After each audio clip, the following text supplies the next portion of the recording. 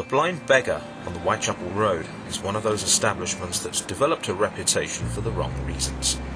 It derives its name from the legend of the blind beggar of Bethnal Green, who begged for alms near here, and who later turned out to be Henry de Montfort, son of the Earl of Leicester, in disguise and in hiding after his father's defeat by Prince Edward's army at Evesham in 1265. In the late 16th century, a tavern that stood here was notorious for its clientele of thieves, ruffians, and outcasts.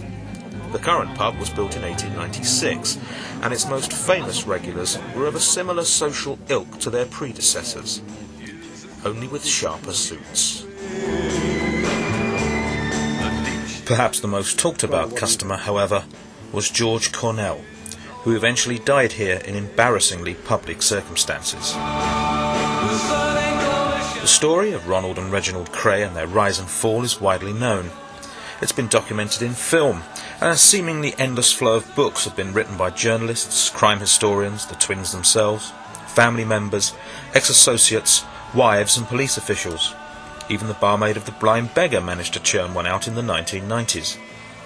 It's not necessary to recount the entire saga, except to say that George Cornell worked for the Richardson brothers, South London's answer to the Crays, and their rivals for gangland supremacy.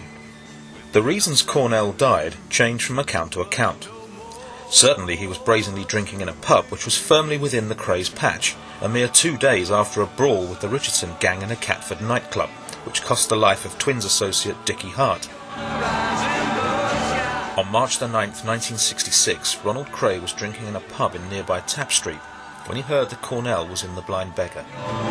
Deciding the moment for retribution had come, Cray armed himself with a 9mm Mauser automatic and set off, accompanied by Ian Barry. The two men walked into the Blind Beggar, where Cornell was sat drinking at the bar. His last words were, "Oh, look who's here," before Ron calmly pulled his gun and shot him between the eyes.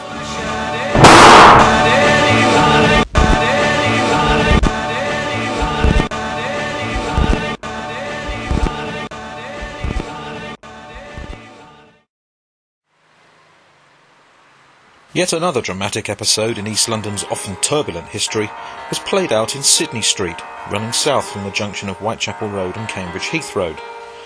Although the infamous siege of Sidney Street of 1911 could be considered one of London's many remarkable events, the street today is truly unremarkable. The siege itself was far from dull, beginning as it did with a bungled robbery at a Houndsditch jeweller's store in December 1910. The perpetrators were almost caught red-handed, but managed to get away, though not without shooting 3 police officers dead and wounding 2 more in the process. Several members of the gang were eventually rounded up, but some managed to avoid arrest. Obviously needing to lie low, they found a conveniently anonymous bolt hole at number 100 Sidney Street, a 3-storey terraced house located to the south of the junction with Lindley Street. On the 2nd of January 1911, an informant notified police that 2, possibly 3 members of the gang were staying at number 100, and the next day the street was cordoned off by 200 police officers. The battle began at dawn, when shots rang out from the house, wounding a police officer. Exchanges of gunfire ensued, but the police were at a disadvantage.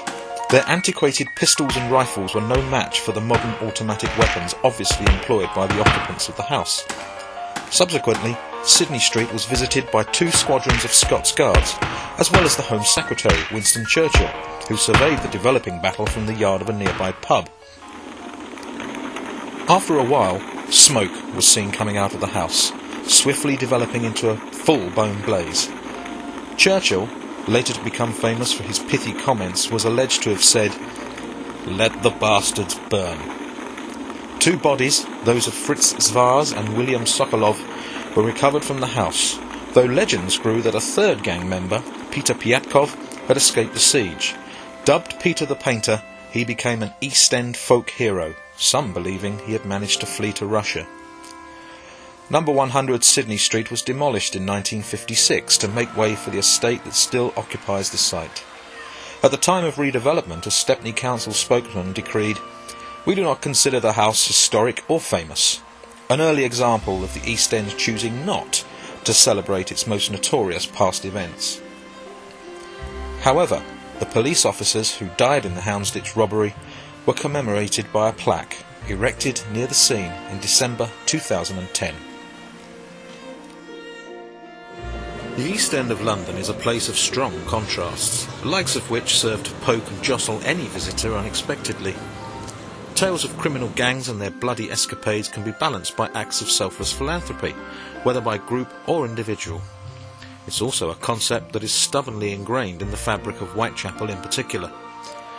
Two small statues on the Mile End Waste commemorate the work of William Booth, the pawnbroker from Nottingham, who chose Whitechapel and its surrounding squalor as an ideal place to begin his Christian mission in 1865.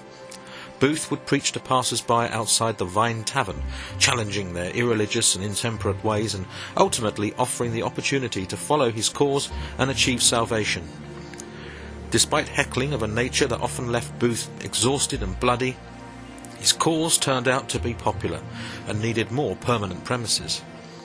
Meetings initially took place in a large tent on Valence Road until this blew down, and numerous locations were used in the following years in Raven Row, New Road and several in Whitechapel Road.